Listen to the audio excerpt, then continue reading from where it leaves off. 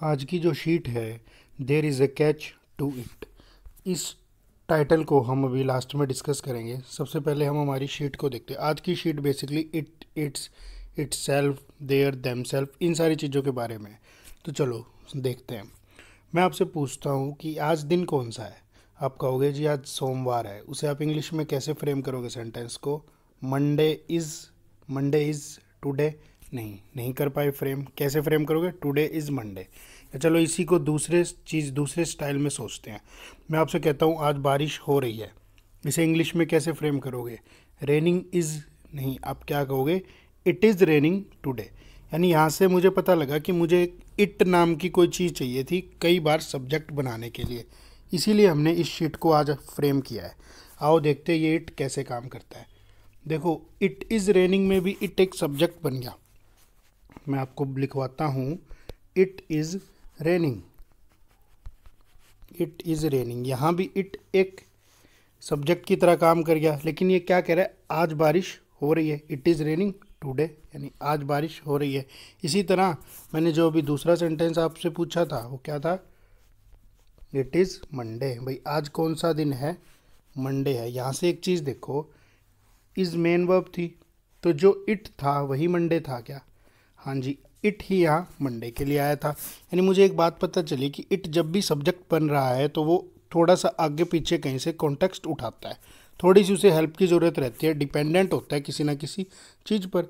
मेरी बात को मैं अभी और एग्जाम्पल से आपको समझाता हूँ। ये देखो एग्जाम्पल क्या कहता है। आई हेल्प्ड मोहन, मैंने मोहन की मदद की। बट ही डिसीव्ड मी, उसने मुझे धोखा दिया। Then I realize I made a mistake. It is necessary to learn from your mistakes. अब यहाँ इस सेंटेंस को देखते हैं एक बारी। भाई ये कह रहा है it is necessary to learn from your mistake. इस सेंटेंस में एक सब्जेक्ट क्या था? It is necessary to learn from your mistakes, यानी यहाँ भी इट सब्जेक्ट का काम कर गया। चलो थोड़े और सेंटेंसेस पढ़ते हैं। Smoking is a bad habit. It is injurious to our health. It can kill us. It is possible to quit smoking. कह रहे भाई स्मोकिंग एक बुरी आदत है, ये हमारी स्वास्थ्य के लिए भी हानिकारक है, इससे हमारी जान भी जा सकती है और इसे हम क्विट भी कर सकते हैं। तो यहाँ मुझे दिखा इट भी सेंटेंस का सब्जेक्ट बन रहा था। इट कैन किल अस, यहाँ भी इट सब्जेक्ट, यहाँ भी इट सब्जेक्ट। यानी एक बात समझ में आई भाई, इट जो था वो सब्जेक्ट की तरह काम करता है। आगे आ जाओ। Jogging is fast becoming a regular exercise. Doctors advise their patients to jog. It increases stamina and helps us to be fit and healthy. देखो कुछ बच्चों को तो ये फास्ट देख के डाउट आ गया होगा, तो मैं आपको बता देता हूँ ये फास्ट कई सारे काम करता है बच्चों। ये फास्ट कई सारे काम करता है। बच्चों को लगा होगा एडवर्ब चाहिए और एडवर्ब बनती फास्टली, लेकिन ये गलत था, क्योंकि फास्ट एडवर्ब का भी काम करता है। एक ही वर्ड बहुत सारे काम करता है। जल्दी से इसकी डिस्कशन कर लेते हैं, क्योंकि इस पर अभी हमें इट की चर्चा करनी थी। देखो ये जो फास्ट है ना, ये कई तरीक़ों से काम करेगा। ये फास्ट नाउन की तरह काम करता है। इसका जब नाउन की तरह काम करता है इसका मतलब होता है व्रत करना। जैसे कि मैं बोल सकता हूँ I am on fast today, noun की तरह ये काम कर गया।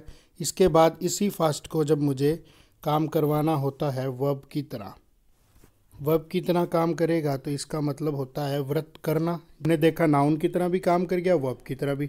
अब ये फास्ट एडजेक्टिव की तरह भी काम करता है। एडजेक्टिव की तरह काम करता है, बिल्कुल करता है। हम कहते हैं क्या? फास्ट रनर, जो फास्ट भाग रहा है, जो फास्ट रनर है। या हम कई बार और भी बोल देते हैं, फास्ट रनर के अलावा भी हम कई बार कह देते हैं फास्ट कंप्यूटर। जो कंप्यूटर है वो कैसा है? मेरा फास्ट है। यानी इस फास्ट के अलावा ये फास्ट और कैसे काम किया? इसके अलावा ये एडवर्ब की तरह भी काम किया। एडवर्ब की तरह काम कब करेगा? जब किसी वर्ब को क्वालिफाई कर देगा। जैसे हम कहते हैं वर्क फास्ट, कि भाई जल्दी जल्दी काम करो। वर्क फास्ट हम बोलते भी हैं रन फास्ट। वहाँ ये सब क्या होती है? वर्ब होती है, और इनको क्वालिफाई करता है ये वाला फास्ट, जो कि एडवर्ब होता है। यानी यहाँ से आप सीख गए आज एक बात कि जो फास्ट है वो एडवर्ब भी है, वो फास्ट एडवर्ब भी है। जब वो वर्ब को क्वालिफाई करे, वही फास्ट नाउन भी है, वो फास्ट वर्ब का भी काम करता है और वही फास्ट एडजेक्टिव का भी काम करता है। यानी एक वर्ड बहुत सारे काम करता है। आज ये बात साबित हो गई। आ जाओ, इट की बात कर रहे थे हम। तो हाँ, क्या इट की बात कर रहे थे, इट इंक्रीज स्टेमिना। देखो ये इट फिर सब्जेक्ट बना, and help us to be fit and healthy, यानी ये इट सब्जेक्ट बना। जहाँ से एक बात क्लियर हो गई कि इट सब्जेक्ट बन सकता था। लेकिन अब नीचे वाले कुछ सेंटेंसेस देखो, नीचे वाले कुछ सेंटेंसेस देखो। अभी मैं बोलता हूँ it is injurious to our health, यहाँ इट सब्जेक्ट तो बन गया, लेकिन क्या पता चला क्या चीज़ इंजीरियस थी हमारी हेल्थ के लिए, पता नहीं चल पा रहा जी। स्मोकिंग थी या जॉगिंग थी, ये बात पता ही नहीं चली। नेक्स्ट लाइन में कहता है इट इंक्रीज स्टेमिना, क्या चीज़ स्टेमिना इंक्रीज करती है, स्मोकिंग या जॉगिंग, नहीं पता चल रहा। इट इज़ मिस्टेक, क्या मिस्टेक थी, मिस्टेक थी मोहन की हेल्प करना। It is a necessary thing, अब क्या नेसेसरी थिंग थी, नहीं पता चल रहा। इट हार्म्स आवर हेल्थ, क्या हेल्थ को हार्म करता है, नहीं मालूम। इट इज़ माई हॉबी, नहीं पता कि आपकी हॉबी क्या है। यानी यहाँ से मैंने एक बात सीखी कि ये इट ना सब्जेक्ट तो बनता है, लेकिन ये कैसा सब्जेक्ट बनता है दोस्तों, ये बनता है डमी सब्जेक्ट, ये बनता है डमी सब्जेक्ट। अब भाई डमी क्या होता है, शॉप वगैरह पर जब भी हम मोबाइल लेने जाते हैं तो वहाँ एक मोबाइल की छोटी सी कॉपी होती है जिसको वो दुकानदार कहता है कि ये तो डमी है, ओरिजिनल मोबाइल कुछ और है। डमी क्या होता है, डमी होता है सीम्स टू बी इंडिपेंडेंट, कि भाई वो चीज़ दिखने में तो इंडिपेंडेंट है, seems to be independent but actually it depends on something, लेकिन असलियत में वो डिपेंड कर रही है, but actually it depends on something. यानी यहाँ से मुझे एक बात पता चली दोस्तों कि जो इट है वो डमी सब्जेक्ट है। यानी इट जब भी कभी सब्जेक्ट बनेगा तो उसके आगे या पीछे कहीं भी कॉन्टेक्स्ट में कोई बात दी होगी, तभी इट अपना पूरा मतलब हमें समझा पाएगा। तो एक बात हम सीख गए कि इट जो था वो एक डमी सब्जेक्ट था। इसके अलावा एक चीज़ और देखते हैं। अब इट सब्जेक्ट था तो आप जानते हो सब्जेक्ट या तो सिंगुलर होगा या प्लूरल होगा। देखो यहाँ देखो, इट ने कैसी वर्ब ली, इज़ वर्ब ली, यानी यहाँ तो मेरा इट सिंगुलर था, यहाँ भी इज़ वर्ब ली, यहाँ भी सिंगुलर था, यहाँ भी इज़ वर्ब ली, यहाँ भी सिंगुलर था जी। यहाँ भी इट इंक्रीजेज, वर्ब के पीछे एस या एस लगाया, यानी इट कैसा था, सिंगुलर था। फिर से इज़ ली, फिर इंक्रीजेज, फिर इट इज़ मिस्टेक, फिर it is a necessary thing. यानी यहाँ से इट हार्म्स आवर हेल्थ, फिर से इट ने एक सिंगुलर वर्ब ले ली। इट इज़ माई हॉबी में फिर से सिंगुलर वर्ब। यानी मुझे आज इट के बारे में दो बातें पता चली, एक तो इट कोई डमी सब्जेक्ट था और ऊपर से ये इट सिंगुलर वर्ब लेता था, क्योंकि ये इट खुद कैसा था भाई, सिंगुलर था, इसीलिए सिंगुलर वर्ब लेता था। इसके बाद नीचे दो स्टोरीज है, एक बार इनको देखते हैं। A lion was sleeping in a forest, a mouse started playing on it, the lion was disturb and arose from his sleep, it caught up the mouse angrily and tried to crush it to death. यहाँ मुझे it दिखा, देखो it दिखा, यानी इस author ने क्या किया, माउस के लिए इट लगाया। फिर से मुझे इट दिखा, it caught up the mouse, किसने पकड़ा, इस लोयन ने पकड़ा, and angrily and try to crush it to death. इस बार इट किसके लिए लगा, माउस के लिए लगा। यानी यहाँ से मैंने एक चीज़ देखी कि जो ऑथर था वो इट माउस के लिए भी लगा रहा था और वो इट इस लोयन के लिए भी लगा रहा था, यानी वो इट ना एनिमल के लिए लगा रहा था। तो यहाँ से एक बात और सीख गए हम कि इट एनिमल के लिए भी लगता है, बिल्कुल लगता है जी। इसके बाद क्या बात आई, इसके बाद बात आई a baby was sleeping in the crib, suddenly it started crying. Crib होता है जी पलना, ये कह रहा है एक बच्चा पलने में सो रहा था, सडनली इट स्टार्टेड क्राइंग। अब इस बेबी के लिए भी इट लग गया। क्यों लग गया बेबी के लिए इट, क्योंकि बेबी का जेंडर जो था आइडेंटिफाइड नहीं था, हमें नहीं पता था ये बच्चा लड़का है या लड़की, इसने इट यहाँ भी लगाया। यानी यहाँ से कुछ इट के बारे में बातें समझ में आ रही हैं। क्या बातें समझ में आई इट के बारे में, इट के बारे में मुझे पता चला कि एक डमी सब्जेक्ट होता है। डमी सब्जेक्ट होगा तो इसके बारे में कोई इन्फॉर्मेशन या तो इसके आगे या इसके पीछे कहीं ना कहीं दी होगी, डिपेंडेंट होगा किसी ना किसी चीज़ के ऊपर। दूसरा ये सिंगुलर सब्जेक्ट था, भाई वर्ब सिंगुलर ले रहा था। तीसरी ये प्रोनाउन था, ये क्या था बच्चों, प्रोनाउन था। नाउन, अब देखो प्रोनाउन क्या होता है, हमने किया जो नाउन को रिप्लेस कर दे, वही तो प्रोनाउन है। यहाँ देखो इस इट ने बेबी को रिप्लेस कर दिया, यहाँ देखो अगले सेंटेंस में इस इट ने लोयन को रिप्लेस कर दिया, इस इट ने माउस को रिप्लेस कर दिया, यानी इट एक प्रोनाउन था। और एक बात और निकल के आई, इट एनिमल के लिए भी लग सकता है, बर्ड्स के लिए भी, प्लांट्स के लिए भी, थिंग्स के लिए, इंसेक्ट्स के लिए, बेबीज़ के लिए। लिविंग या नॉन लिविंग कुछ मैटर नहीं करता। यानी यहाँ से एक बात सीख ली कि जो इट था वो हर चीज़ के लिए यूज़ हो सकता था, लिविंग या नॉन लिविंग का कोई भी इशू नहीं रहता। चलो ये इट की बात हो गई। इसके बाद हम करते हैं इट के पीछे अपोस्ट्रोफे एस लगा हुआ है। इट के पीछे जब भी अपोस्ट्रोफे एस लगे, हमने सीखा था अपोस्ट्रोफे एस दो ही काम करता है, हमने हमारी क्लासेस में सीखा है, दो ही काम करता है, या तो शॉर्ट फॉर्म बताता है या फिर किसी चीज़ की पोजेशन बताता है। या तो शॉर्ट फॉर्म बताएगा बच्चों या पोजेशन बताएगा। अब यहाँ देखो क्या कह रहा है, इट इज़ ए मिस्टेक। इसको मैंने बोला इट इज़ ए मिस्टेक और ये था इट्स अ मिस्टेक। दोनों की सेंस बिल्कुल सेम थी, दोनों बिल्कुल सेम थे, लेकिन इसने क्या करा, इसी की एक शॉर्ट फॉर्म बना दी। यहाँ ये था और यहाँ ये था, सेंस बिल्कुल सेम थी। इस चीज़ को हम बोलते हैं बच्चों क्या, इस चीज़ को हम बोलते हैं कॉन्ट्रैक्टेड फॉर्म। कॉन्ट्रैक्टेड फॉर्म कह दो या फिर शॉर्ट फॉर्म कह दो, इसे शॉर्ट कर दिया। बेसिकली क्या होता है, सेम ही चीज़ रहती है, कोई ज़्यादा इशू नहीं है। फॉर्मल और इनफॉर्मल राइटिंग का फ़र्क होता है, फॉर्मल में लगा सकते हो, इनफॉर्मल में नहीं, ये बेसिक से फ़र्क होते हैं और कोई इशू नहीं है। मेरा कहने का मतलब सेंस सेम थी। यहाँ से एक चीज़ सीख गए कि जब भी इट के पीछे एस दिखेगा ना, तो वो पोजेशन नहीं बताता, वो उसकी शॉर्ट फॉर्म को बताता है। नेक्स्ट सेंटेंस निकल कर आया, इट इज़ माई हॉबी और इट्स माई हॉबी। देखो क्या कहता है, इट इज़, फिर से इट इज़ का और फिर से शॉर्ट फॉर्म बना दी, यानी कैसी फॉर्म बना दी, कॉन्ट्रैक्टेड फॉर्म बना दी, यानी एक शॉर्ट फॉर्म। अब यहाँ से हम सीख गए कि भाई जब भी इट के पीछे अपोस्ट्रोफे एस निकल कर आएगा तो वो इट उसकी शॉर्ट फॉर्म बना रहा होगा, वो अपोस्ट्रोफे एस पोजेशन नहीं बता रहा होगा। इसके बाद आती है बात असली। देखो इट्स की चर्चा करते हैं हम, इट्स पर थोड़ी सी डिस्कशन करते हैं। इट्स क्या है, देखो इट्स एक डेटरमाइनर है। अब ये मत, डेटरमाइनर और एडजेक्टिव में कंफ्यूज बिल्कुल भी मत होना, मैं बस इतना बता देता हूँ कि डेटरमाइनर वो होता है जिसके पीछे नाउन आना नेसेसरी ही होता है, एडजेक्टिव के पीछे आए या ना भी आए। सारे डेटरमाइनर्स एडजेक्टिव की तरह बिहेव करते हैं, इसीलिए हम डेटरमाइनर अलग से पढ़ते ही नहीं, हम उसे एडजेक्टिव की कैटेगरी में ही पढ़ लिया करते हैं। तो इस चीज़ में कंफ्यूज मत होना, डेटरमाइनर और एडजेक्टिव, इसको एडजेक्टिव की तरह ही मान लो, काम तो एडजेक्टिव की तरह ही करेगा। तो अगर एडजेक्टिव की तरह काम करेगा तो इसके पीछे नाउन चाहिएगा। डेटरमाइनर और एडजेक्टिव में बिल्कुल थोड़े से ही डिफरेंसेस होते हैं, अगर मैं वो बताऊंगा तो कन्फ्यूज़न क्रिएट होगी, किसी एग्ज़ाम में डायरेक्टली नहीं पूछेगा। अभी के लिए, इस लेक्चर के लिए सिर्फ इतना मान लो, इट्स डेटरमाइनर है और बिहेव करता है एडजेक्टिव की तरह। या भाई डेटरमाइनर को भी अपने बाद नाउन चाहिए, एडजेक्टिव को भी नाउन चाहिए, इसलिए इसे एडजेक्टिव की तरह बिहेव करवा दिया। अब जल्दी से सेंटेंस पढ़ो। The company wants to increase its share value. देखो यहाँ इट्स लगा, किसके लिए, कंपनी के लिए, और इसके बाद शेयर वैल्यू आया।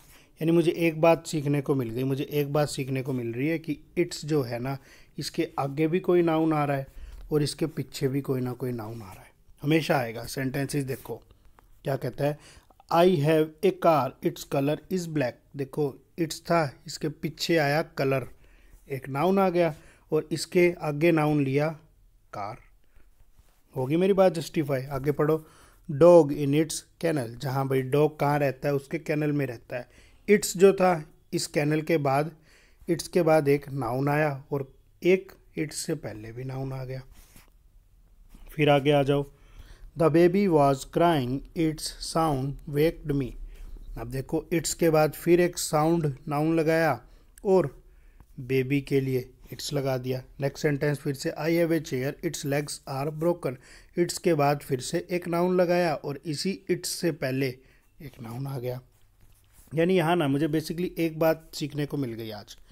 यहाँ मुझे एक बात सीखने को मिली कि इट्स के बाद कैसा भी नाउन आ सकता है, प्लूरल भी आ सकता है और सिंगुलर भी। देखो यहाँ एक सिंगुलर नाउन आया, यहाँ एक सिंगुलर आया, यहाँ सिंगुलर आया, यहाँ भी सिंगुलर, लेकिन यहाँ मैंने प्लूरल लगा दिया। यानी इट्स के बाद कैसा नाउन आ सकता है बच्चों, इट्स के बाद सिंगुलर या प्लूरल में से कोई भी नाउन आ सकता है। अब बात कर लेते इट्स से पहले, भाई पीछे तो कोई भी नाउन आए। और एक चीज़ और देख लो भाई, हाँ इसके पीछे तो प्लूरल सिंगुलर कोई नाउन आया, आगे देखते हैं इसके आगे। देखो इसके आगे कैसा नाउन आ रहा है, यहाँ कंपनी के लिए इट्स आया था, यहाँ कंपनी के लिए आया, यानी कंपनी तो एक सिंगुलर थिंग थी। आगे कार के लिए आया, यानी कार भी सिंगुलर थी। डॉग के लिए आया, डॉग भी सिंगुलर था, बेबी भी सिंगुलर था और चेयर भी सिंगुलर थी। यानी यहाँ से मुझे एक बात सीखने को मिल गई आज कि इट्स से पहले जो भी नाउन आएगा ना, वो सिंगुलर नाउन आएगा, और इट्स के बाद जो भी नाउन आएगा वो कैसा आएगा, वो प्लूरल भी आ जाए, वो सिंगुलर भी आ जाए, कोई इशू नहीं है। यानी नेक्स्ट में देखो क्या बता रहा है शीट में, ये बता रहा है इट्स जो है एक डिटरमाइनर की तरह काम करता है। ठीक है, डिटरमाइनर एडजेक्टिव की तरह, भाई डिटरमाइनर के बाद भी नाउन चाहिए, कोई इशू नहीं है। इट्स के बाद सिंगुलर या प्लूरल कोई भी नाउन आ जाए, लेकिन इट्स से पहले हमेशा ही हमेशा सिंगुलर नाउन आएगा। और यहाँ भी लिविंग और नॉन लिविंग कोई मैटर नहीं करता। यानी इट्स को जब भी देखो तो बस एक बात देखना, पीछे कैसा नाउन आए हमें कोई इशू नहीं है। एरर बनेगा नहीं, एरर बनेगा इट्स से आगे वाला नाउन हमेशा सिंगुलर होना चाहिए। ये चीज़ दिमाग में बिठाओ। हो गई। इसके बाद करते हैं बात इट सेल्फ। देखो इट सेल्फ क्या होता है, ये जितने भी सेल्फ वाले होते हैं ना, himself, herself, themselves, ourselves, ये सारे रिफ्लेक्सिव प्रोनाउन होते हैं। ये सारे रिफ्लेक्सिव प्रोनाउन होते हैं। रिफ्लेक्सिव प्रोनाउन क्या होता है, पहले रिफ्लेक्सिव प्रोनाउन ही देखते हैं। इसके अंदर एक वर्ड दिखा रिफ्लेक्शन। रिफ्लेक्शन कब होती है, मिरर के सामने आप खड़े होगे तो आपकी रिफ्लेक्शन होगी, यानी एक रिफ्लेक्शन, ये किसी चीज़ की रिफ्लेक्शन करेंगे, इसीलिए कहते हैं रिफ्लेक्सिव प्रोनाउन सब्जेक्ट नहीं बनता। आप बोलते भी हैं कई बार, जैसे बोल देते हैं जनरली माई सेल्फ मोहन, तो वो चीज़ गलत है क्योंकि उसको सब्जेक्ट नहीं बना सकते। उससे पहले कोई चीज़ आनी चाहिए, भाई मिरर के सामने कुछ पड़ा है तभी तो रिफ्लेक्शन होगी, तभी तो ये रिफ्लेक्सिव प्रोनाउन बनाएगा, नहीं तो कैसे बनाएगा। तो ये बेसिकली रिफ्लेक्सिव प्रोनाउन होते हैं। इसके अलावा रिफ्लेक्सिव प्रोनाउन की मैं एक और बात बता देता हूँ आपको। रिफ्लेक्सिव प्रोनाउन में क्या होता है, कई बार ना देखो सेंटेंस का नेक्स्ट स्ट्रक्चर होता है सब्जेक्ट वर्ब ऑब्जेक्ट। जनरली क्या काम होता है, ये सब्जेक्ट इस वर्ब को करता है और इस वर्ब की वजह से इफेक्ट ऑब्जेक्ट पर पड़ता है। लेकिन कई बार क्या होता है, ये सब्जेक्ट जिस वर्ब को करता है उसका इफेक्ट इसी सब्जेक्ट पर पड़ता है। उस केस में रिफ्लेक्सिव प्रोनाउन यूज़ करते हैं, जैसे पढ़ो। अब ये ज़रूरी नहीं है हर बार ऐसा ही होगा, और भी कई तरीक़ों से रिफ्लेक्सिव प्रोनाउन यूज़ होता है, लेकिन जब भी ऐसा हो तो रिफ्लेक्सिव प्रोनाउन होगा। सेंटेंस पढ़ो एक बार, the alligator ate the large bird. एक सेंटेंस यहाँ पे ख़त्म हो गया था, वही एलिगेटर ने क्या करा, एक लार्ज बर्ड को खा लिया। अब ये एंड से जोड़ रहा था, हमने सीखा था ना दो वर्ब तो एक कनेक्टर, इसने एंड से जोड़ा। आगे पढ़ो, the alligator ate the large bird and, या तो एंड से जोड़ू या मैं क्या कहूँ, the alligator found it self feeling quite full. अब देखो इस एलिगेटर ने क्या किया, इस एलिगेटर ने बच्चों क्या किया, इस एलिगेटर ने खुद को फाउंड, खुद को ही पाया। उसको समझ आया कि अब भाई मेरा पेट भर गया, feeling quite full it self, यानी इस एलिगेटर के लिए इट सेल्फ आया और ये फाउंड वर्ब थी। इस एलिगेटर ने इस वर्ब को किया और इसका इफेक्ट भी इसी के ऊपर पड़ा, यही तो रिफ्लेक्सिव प्रोनाउन था। आ जाओ नेक्स्ट सेंटेंस को देखो एक बार। नेक्स्ट सेंटेंस क्या कहता है, the dragon fly was in A stand of between it self and the bulldog. देखो ड्रैगन फ्लाई जो थी ना, एक स्टैंड ऑफ में थी। स्टैंड फॉर ऑफ होता है कन्फ्यूजन की स्टेट, भाई क्या करें, between it self and the bullfrog. भाई वो इस चीज़ में, इस दुविधा में थी कि इस बुलफ्रॉग को खाऊं या ना खाऊं, छोड़ दूं, इस तरह की कुछ सेंस देना चाह रहे हैं। हमें क्या देखना था कि जो सब्जेक्ट था इट सेल्फ के लिए, उस सब्जेक्ट के लिए हमने इट सेल्फ लगाया। इसी चीज़ को क्या बोलते हैं बच्चों, रिफ्लेक्सिव प्रोनाउन। इसी चीज़ को रिफ्लेक्सिव प्रोनाउन बोलते हैं। मैं एक और एग्जांपल से समझाता हूँ आपको, एक सेकेंड रुको। आई आस्क्ड माई सेल्फ, मैंने खुद से ही पूछा। कई बार कहते हैं ना मैंने खुद से ही सवाल किया कि क्या कर रहा है। अब देखो इस सेंटेंस में आस्क्ड एक वर्ब थी और आई जो था इस वर्ब का डूअर था, यानी सब्जेक्ट था, और आस्क्ड एक वर्ब थी, आई सब्जेक्ट था। इसका इफेक्ट किसके ऊपर पड़ा, इसका इफेक्ट आई के ही ऊपर पड़ा। इसका इफेक्ट किसके ऊपर पड़ा बच्चों, आई के ऊपर ही पड़ा। इस तरह की केसेस पर क्या यूज़ करते हैं, रिफ्लेक्सिव प्रोनाउन। तो ये इटसेल्फ यहाँ इस तरह से रिफ्लेक्सिव प्रोनाउन था। इसके बाद आ जाओ एम्फेटिक प्रोनाउन। अब एम्फेटिक प्रोनाउन क्या होता है, अब मैं बोलता हूँ आई माई सेल्फ आस्क्ड, दोनों सेंटेंसेस की सेंस अलग अलग थी। अब कहते आई माई सेल्फ आस्क, भाई हाँ मैंने खुद पूछा। पूछा किससे, किसी और से पूछा। आई माई सेल्फ आस्क, यानी जब भी इस सब्जेक्ट के बाद इसी का प्रोनाउन लगा दिया जाए उस चीज़ को एम्फेटिक प्रोनाउन कहते हैं। यानी मैंने एम्फेसाइज कर दी अपनी बात को कि हाँ भाई मैंने खुद पूछा था। जैसे मुझसे कोई पूछे कि हाँ आज सेंटर खुला है या बंद है, मैं कहूँगा हाँ आज खुला है, भाई मैंने खुद पूछा था। I asked, I myself asked, भाई मैंने खुद पूछा था उनसे कि हाँ सेंटर खुला है, ये रहता है। देखो इसी चीज़ को एम्फेटिक प्रोनाउन कहते हैं। एम्फेटिक प्रोनाउन क्या है भाई, जब भी सब्जेक्ट के बाद उसी का रिफ्लेक्सिव प्रोनाउन लग जाए, जब भी सब्जेक्ट के बाद उसी का रिफ्लेक्सिव प्रोनाउन लग जाए तो वो क्या काम कर जाता है बच्चों, वो एम्फेटिक प्रोनाउन का काम कर जाता है। समझ गए ना, वो दोनों सेंटेंसेस की सेंस अलग अलग थी, कंफ्यूज मत करना। आई माई सेल्फ आस्क्ड, इसका मतलब मैंने खुद पूछा था, किसी और से पूछा होगा, अपने आप से नहीं पूछा। I myself asked from them, मैंने खुद पूछा था उनसे कि हाँ भाई आना है या नहीं आना। और वो जो दूसरी सेंस दे रहा था, वो दूसरी सेंस क्या दे रहा था, दूसरी सेंस दे रहा था बच्चों आई आस्क्ड माई सेल्फ, कि अब मैंने खुद से ही पूछा है कुछ, खुद से, अपने आप से भी तो कई बार बातें करते, तो मैंने खुद से पूछा कि भाई ये क्या कर रहा है तू, ये सेंस थी। समझ आ गया रिफ्लेक्सिव प्रोनाउन और emphatic pronoun.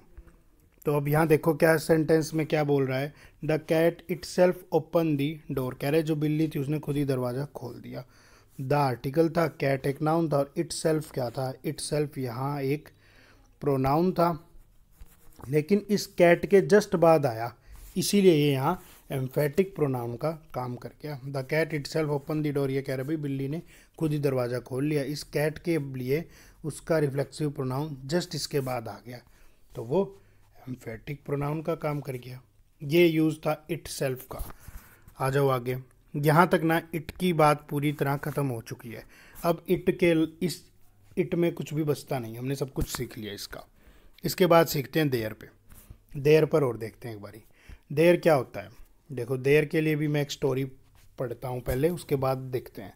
One day Ravi was not feeling well, so he went to a doctor. The doctor found that Ravi had an infection in stomach, so the doctor advised Ravi to get admitted into the hospital.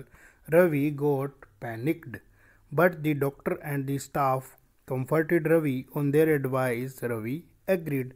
Ravi did not like their rooms, but he liked their behavior. ये बता रहा है story की sense तो तुमने निकाल ही ली भाई। रवि बीमार हो गया था, डॉक्टर के पास गया, डॉक्टर ने कहा एडमिट हो जा, रवि घबरा गया, डॉक्टर्स ने समझाया तो वो एडमिट हो गया। अब रवि को रूम अच्छे नहीं लगे, लेकिन उनका बिहेवियर अच्छा लगा। मैं यहाँ क्या सिखाना चाह रहा था, मैं यहाँ देयर सिखाना चाह रहा था। देखो देयर कहाँ कहाँ आया, देयर आया Ravi got panic but the doctor and the staff comforted Ravi on their advice. यहाँ एक देयर दिखा, इस देयर के बाद एक नाउन भी दिखा एडवाइस, और कैसा दिखा जी, सिंगुलर दिखा। Ravi agreed, Ravi did not like their room, मुझे फिर से देयर दिखा, और अब की बार जो नाउन दिखा वो कैसा दिखा, प्लूरल दिखा।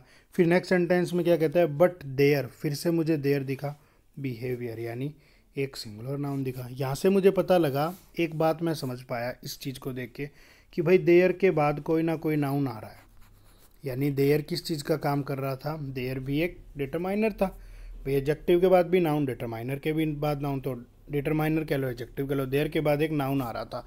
और वो नाउन कैसा आ रहा था बच्चों, कभी सिंगुलर या कभी प्लूरल, यानी वो नाउन कैसा आ रहा था देयर के बाद, देयर के बाद प्लूरल नाउन भी आ रहा था और सिंगुलर नाउन भी आ रहा था। ये बात तो इट्स के साथ भी थी, इट्स के बाद भी प्लूरल नाउन भी आ रहा था और सिंगुलर नाउन भी आ रहा था, कोई इशू नहीं था। लेकिन देयर से पहले भी एक नाउन आ रहा था, और वो नाउन कैसा आ रहा था, अब उस नाउन को देखते हैं हम। कहाँ था their, their on their advice. अब ये देयर एडवाइस किसने दी, एडवाइस दी डॉक्टर ने और स्टाफ ने, यानी एक प्लूरल सब्जेक्ट बना। आगे आ जाओ, Ravi did not like their rooms, Ravi को फिर से क्या थे भाई, उनके रूम्स पसंद नहीं आए। आगे पढ़ो एक बारी, but he like their behaviour, behaviour किसका था, बिहेवियर भी किसका था, इन्हीं डॉक्टर और स्टाफ का था। यानी मैंने देखा भाई देयर के बाद, मैंने यहाँ से एक चीज़ और सीखी, देयर के बाद प्लूरल नाउन भी आएगा, सिंगुलर नाउन भी आएगा, लेकिन देयर से पहले हमेशा कैसा नाउन आएगा बच्चों, प्लूरल नाउन आएगा। देयर से पहले हमेशा प्लूरल नाउन आएगा। और इट्स के साथ क्या था, इट्स के बाद प्लूरल नाउन भी आता है, सिंगुलर भी आता है, लेकिन इट्स से पहले हमेशा सिंगुलर नाउन आता है। यहाँ मुझे देयर और इट्स के बारे में अच्छे से डिस्कशन कर ली हमने।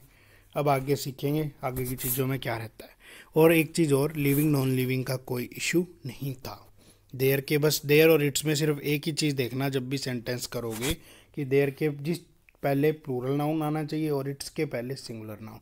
आगे पीछे कोई भी नाउन आ सकता है, लेकिन आगे प्लूरल या सिंगुलर में से चूज़ करना पड़ता है, जिसमें देयर प्लूरल को चूज़ करता है और इट्स सिंगुलर को चूज़ करता है। आ जाओ, इसके बाद एक चीज़ और निकल कर आई, देयर्स। ये देयर्स क्या होता है बच्चों, ये देयर्स क्या होता है? देयर्स ना एक पोजेसिव प्रोनाउन होता है। पोजेसिव प्रोनाउन क्या होगा? देखो प्रोनाउन तो वही हो गया, प्रो नाउन, नाउन के पहले प्रो लगा है जो नाउन को रिप्लेस कर रहा है, और पोजेसिव प्रोनाउन का मतलब जो पोजेशन बताए किसी चीज़ की। क्या बताए? पोजेशन, यानी किसी का अधिकार बताए। आ जाओ देखते हैं, सेंटेंस पढ़ो।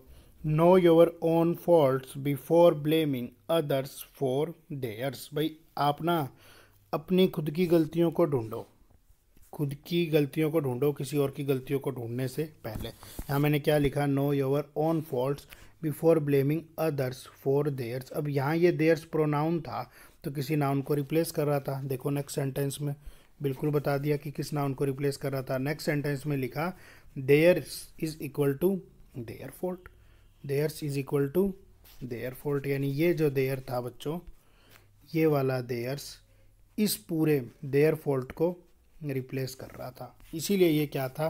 प्रोनाउन था, और फॉल्ट किसका था? देयर, उन लोगों का, इसलिए इसे पोजेसिव प्रोनाउन कह दिया। नेक्स्ट एग्जांपल देखो एक बारी।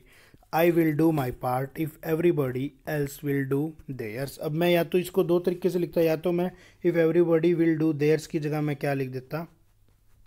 There part. लेकिन मुझे इस पार्ट की रिपीटिशन रोकनी थी, इसलिए मैंने क्या लगाया? मैंने यहाँ लगाया देयर्स। ये काम करता है जी देयर्स, समझ गए? इसके बाद आता है देमसेल्व्स। देखो फिर वही बात, जिसके पीछे सेल्फ्स दिखता है वो रिफ्लेक्सिव प्रोनाउन है। अब रिफ्लेक्सिव प्रोनाउन और एम्फेटिक प्रोनाउन क्या होते हैं, हम अभी करके आ चुके हैं पीछे, तो सेंटेंस पढ़ लेते हैं जल्दी से। The authors left the theatre themselves, यानी जो ऑथर्स थे उन्होंने थिएटर को लेफ्ट कर दिया। अब देख लो, ऑथर क्या था? नाउन था। इस लेफ्ट वर्ब को कौन कर रहा था बच्चों? ऑथर खुद ही कर रहा था, ये देमसेल्फ था, यानी जो सब्जेक्ट था वही ऑब्जेक्ट बन रहा था, इसीलिए यहाँ रिफ्लेक्सिव प्रोनाउन था। हर बार ऐसा हो रिफ्लेक्सिव प्रोनाउन में ज़रूरी नहीं है, लेकिन जब भी ऐसा हो कि जो सब्जेक्ट वर्ब को कर रहा है उसका ऑब्जेक्ट भी सब्जेक्ट ही बन रहा है, तो हमेशा ही हमेशा रिफ्लेक्सिव प्रोनाउन होगा, समझ गए?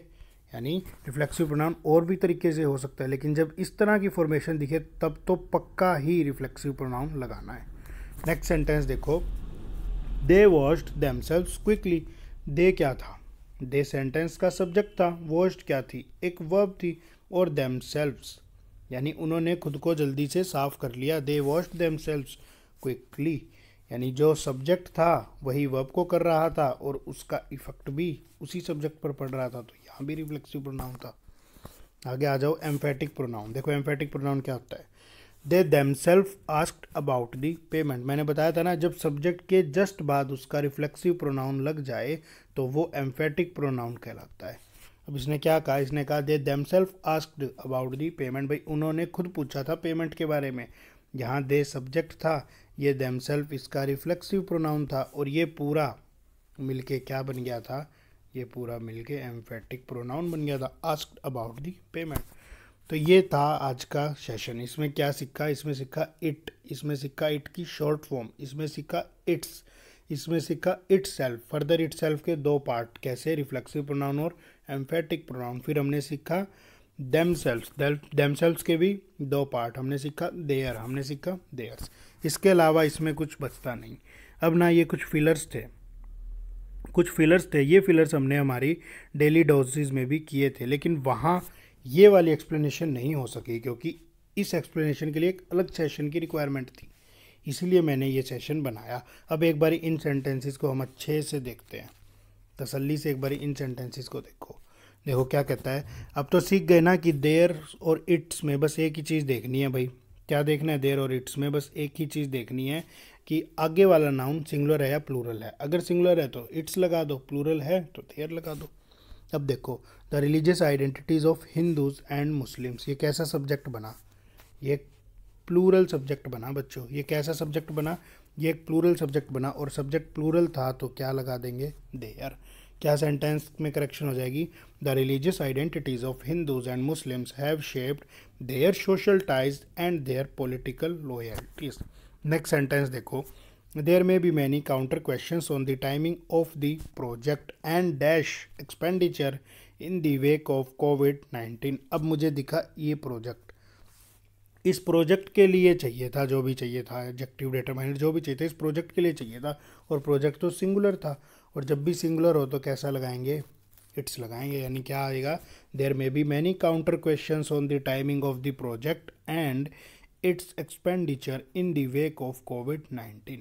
नेक्स्ट सेंटेंस को देखो, the protesters are managing to stay dry in dash tractors and trolleys which is covered with multiple layers of thick plastic.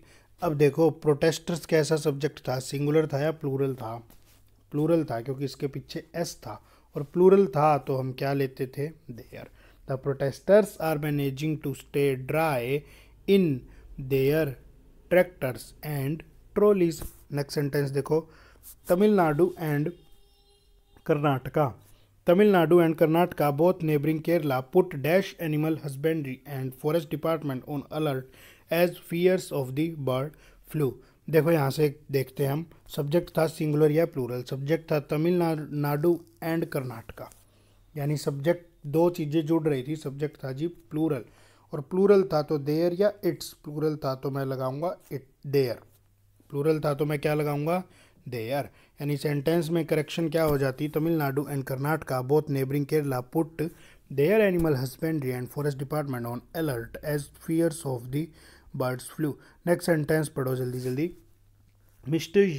Mister Xi fails to realize that the US apostrophe status as a global leader was based not only on dash wealth and military power but also the lure of dash governance model। फिर से बात US से, जो US से था ये singular था, एक ही तो था यूएस से, इसीलिए इसके लिए क्या लगा दोगे, इट्स लगा देंगे हम, इसके लिए देयर नहीं, इसके लिए इट्स लगा देंगे। इसके अलावा एक सेंटेंस एक्स्ट्रा करते हैं। The supreme court on Monday ask the centre to delete dash 3 years old law which allowed seizure and subsequent confiscation of livestock from people who depended on these animals for a livelihood even before they were found guilty of cruelty towards them। देखो sense नहीं भी बना पाए तो कोई issue नहीं था, तुम्हें बस इतनी सी चीज़ देखनी थी, जो नाउन है वो सिंगुलर है या प्लूरल है। सेंटर कैसा नाउन था, सेंटर एक सिंगुलर नाउन था, और जब सिंगुलर था तो सिंगुलर के लिए इट्स लगाना था, यानी इट्स। सेंटेंस की करेक्शन हो जाती, the supreme court on Monday asked the centre to delete its 3-year-old law which allowed seizure and subsequent confiscation of livestock from people who depended on these animals for a livelihood even before they were found of guilty of cruelty towards them। यानी यहाँ क्या लगाना था, it's लगाना था। ये थी आज की शीट। एक बार इसकी हेडिंग को और देख लेते हैं। हमने सीखा था ना शीट के बारे में सब कुछ पता होना चाहिए। एक बार इसकी हेडिंग देखो, क्या कहता है, there is a catch to it. इसका क्या मतलब होता है, there is a catch to it, इसका क्या मतलब होता है। देखो सुनो, ये एक इडियम होती है, इस इडियम का मतलब होता है समथिंग हिडन, कोई चीज़ हिडन भी है। कैसे, मान लो मैं आपको एक एग्जाम्पल दे के समझाता हूँ। जैसे कई बार कहते हैं buy a TV and get a mobile free, लेकिन हम क्या सोचते हैं भाई ये फ्री है, लेकिन उसके कुछ हिडन चार्जेस या हिडन कंडीशंस भी होते हैं। यानी इस इडियम का वही मतलब है, there is a catch to it, यानी कोई ना कोई चीज़ हिडन है। जैसे आप बोल दें buy a TV and you will get a machine free, there must be a catch to it, यानी उसके अंदर कोई ना कोई चीज़ हिडन है। इसका सेंटेंस को एक बार देख लो। देयर क्या था भाई, देयर वेयर का आंसर था, और ये किसका काम कर गया, एडवर्ब का काम कर गया। इज़ क्या थी, इज़ मेन वर्ब थी, ए आर्टिकल था, और कैच क्या था, कैच एक नाउन था। कैच वर्ब भी होती है, नाउन भी होती है। आज हमने सीख लिया कैच वर्ब भी होता है और नाउन भी होता है। वर्ब होता है तो इसका मतलब होता है पकड़ना किसी चीज़ को, कैच कोट, और नाउन की तरह इसका मतलब होता है, जब ये नाउन होता है तो इसका मतलब होता है बच्चों एक कंसील्ड डिफ़िकल्टी, की कुछ छुपी हुई समस्या है या कुछ चार्जेस है, कुछ हिडन है, a concealed difficulty, there is a catch to it. तो ये थी हमारी आज की शीट। उम्मीद करते हैं आपको पसंद आई होगी।